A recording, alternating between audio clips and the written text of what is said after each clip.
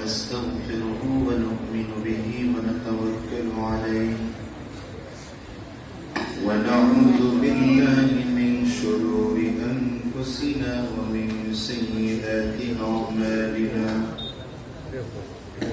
من يهد الله فلا مضل له ومن يضلله فلا هادي له ونشهد أن لا إله إلا الله وحده لا شريك له ونشهد أن محمدا عبده ورسوله قال تبارك وتعالى في كلامه المجيد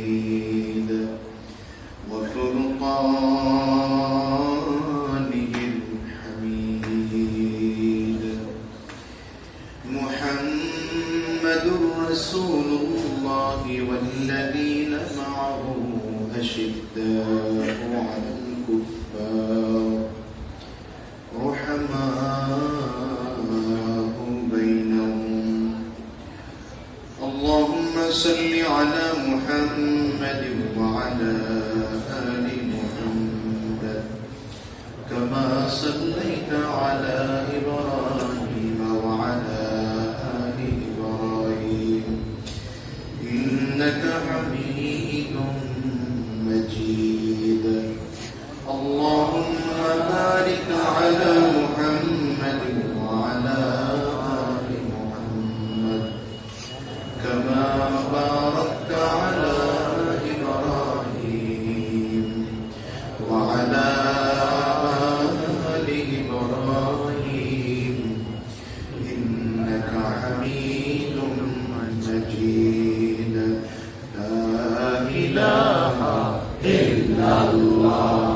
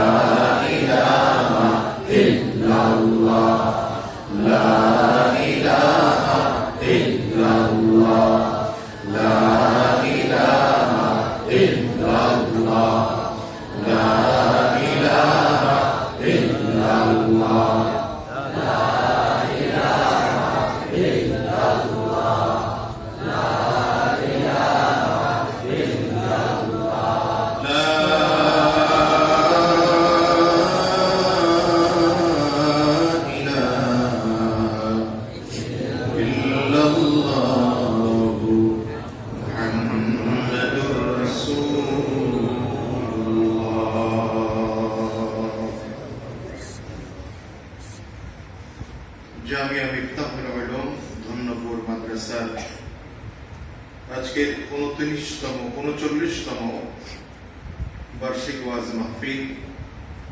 আজকে এই মাহফিলের মুহতারাম সম্মানিত সভাপতি, সম্মানিত প্রধান অতিথি, বিশেষ অতিথি বৃন্দ, সম্মুখপানে সমবেত দিন প্রিয়, ইসলাম প্রিয়, দিনদার ইমানদার মুমিন মুসলমান রক্তে মুজাহিদ ভাইয়েরা, মুরব্বী বাবা জিরা, যুবক বন্ধুরা, কচি কাঁচা মাসুম বাচ্চারা, পর্দার অন্তরালে অবস্থানরত সম্মানিত শ্রদ্ধেয় মা ও বোনেরা, আল্লাহ পাকের শুকর যে আল্লাহ তাআলা আপনাকে আমাকে অত্যন্ত দয়া করে, মায়া করে, মাহাব্বত করে ভালোবাসে। আজকে এই কোরআনী মজলিসে, জান্নাতি বাগানে, ইমানদারদের মজলিসে, আল্লাহ ওয়ালাদের মজলিসে, বিশেষ করে আল্লাহ পাকের জাকিরিন ও শাকিরিন বান্দাদের মজলিসে যে আল্লাহ তাআলা আপনাকে আমাকে আসার বসার তৌফিক দান করেছেন, সে মহান রব্বুল আলামিনের দরবারে শুকর আদায় করি। আমরা সকলেই জবান খুলে আওয়াজ দিয়ে চিৎকার করে জোরে সোরে বলি আলহামদুলিল্লাহ, আলহামদুলিল্লাহ। আমি আপনাদের সামনে যে আয়াতে কারিমা তিলাওয়াত করেছি, আল্লাহ তাআলা এই আয়াতের মধ্যে সাহাবায়ে কেরাম এবং নবীজি কিছু চমৎকার চমৎকার গুণের কথা বলেছেন। আমি এতগুলো গুণের মধ্য থেকে শুধুমাত্র দুইটি গুণ নিয়ে আলোচনা করব। নবী এবং নবীর সাহাবায়ে কেরামদের কি কি গুণ ছিল। এর মধ্যে প্রথম নম্বর গুণ হচ্ছে আল্লাহ তাআলা বলছেন মুহাম্মাদুর রাসূলুল্লাহ ওয়াল্লাযীনা মাআহু আশিদ্দাউ আলাল কুফফার। নবী এবং নবীর সাহাবীদের প্রথম নম্বর গুণ ছিল তারা বেঈমানদের প্রতি, কাফিরদের প্রতি বড় কঠোর ছিল। তবে হ্যাঁ, রুহামাউ বাইনাহুম, সাহাবায়ে কেরাম একজন আরেকজনের মাঝে হৃদ্যতা, মুহাব্বত, ভালোবাসা, আন্তরিকতা কোনো অভাব ছিল না, পরিপূর্ণ আন্তরিকতায় ভরপুর ছিল। খুব ভালো করে বুঝেন দুইটা কথা। প্রথম নম্বর কথা হচ্ছে নবী এবং নবীর সাহাবীরা কাফির, মুশরিক, বেঈমানদের প্রতি বড় কঠোর, নিজেদের প্রতি অত্যন্ত সহমর্মী।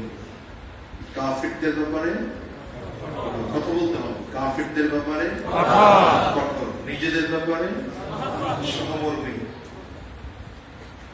অর্থাৎ সাহাবায়ে কেরামদের পরিস্থিতি এই ছিল যে কাফির, মুশরিক, বেঈমান, মুশরিক, মুরতাদদের প্রতি তাদের অবস্থান বড় কঠোর ছিল। ইসলাম বিরোধীদের প্রতি যারা পরিমাণ ছাড় দেওয়ার মতো অবস্থা তাদের ছিল না। কিন্তু নিজেদের প্রতি আন্তরিকতা, মহাব্বত, হৃদ্যতা, ভালোবাসার কোনো অভাব ছিল না। যেমন দেখেন, ভালোবাসার পরিস্থিতিটা এমন যে ঈমান গ্রহণ করছে, ঈমান গ্রহণ করে ফেলছে, তো সে আমার ভাই নাকি রক্তের কোনো আত্মীয় সম্পর্ক তার সাথে নেই, কিন্তু তাকে দেখলে আমার এত আপন মনে হয় যে লোকটা আমার অনেক পরিচিত। আবার একজন লোক বেঈমান, সে আমার সন্তান, তাকেও আমি চিনি না। একজন লোক মুশরিক, একজন কাফির, সে আমার কলিজার টুকরা সন্তান, তাকেও আমি চিনি না। এটা সাহাবায়ে কেরামদের হিসাব। যেমন দেখেন আপনারা যুদ্ধের ময়দানে সাহাবায়ে কেরাম আহত হয়ে পড়ে আছেন, এখনই মাত্র শাহাদাতের পিয়ালা পান করে দুনিয়া থেকে বিদায় হবেন, এই অবস্থা। মানে একজন মানুষের মৃত্যুর আগ মুহূর্তে তার জিহ্বা শুকিয়ে যায়, তার গলা শুকিয়ে যায়, চোখ টেনে উঠাতে পারে না, জখমের কারণে পুরো শরীর জর্জরিত হয়ে আছে, এখনই দুনিয়া থেকে বিদায় নিবে। আচ্ছা বলেন তো, এই সময় একটা মানুষের পানির চাহিদা কি পরিমাণ থাকে?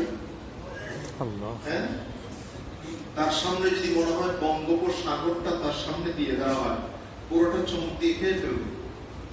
ব্যাপারটা এমন না?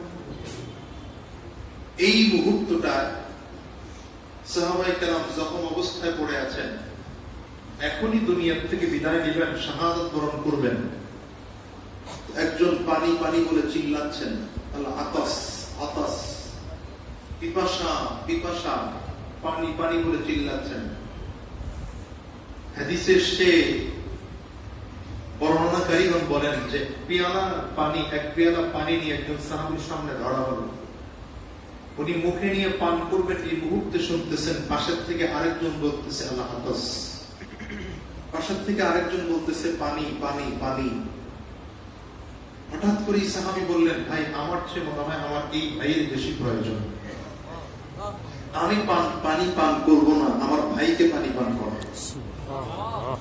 তার কাছে নিয়ে গেলেন, তিনি পানি পান করা শুরু করবেন, এই মুহূর্তে শুনতেছেন আরেকজন এভাবেই করে পানি পানি করে চিল্লাচ্ছেন। তিনিও বললেন, আমার চেয়ে মনে হয় আমার ওই ভাই বেশি প্রয়োজন, আমার চেয়ে মনে হয় আমার ওই ভাই বেশি পিপাসার্থ, আমি পানি পান করব না, আমার চেয়ে তাকে পানি পান করতে দেন। তিনিও গেলেন, তার কাছে যখন পানির পেয়ালা নিয়ে হাজির করা হলো, চুমুক দিবেন, এই মুহূর্তে আরেকজন চিল্লায় উঠছে পানি পানি। এই সাহাবীও বলতেছেন, আমার চেয়ে মনে হয় আমার ভাই বেশি প্রয়োজন।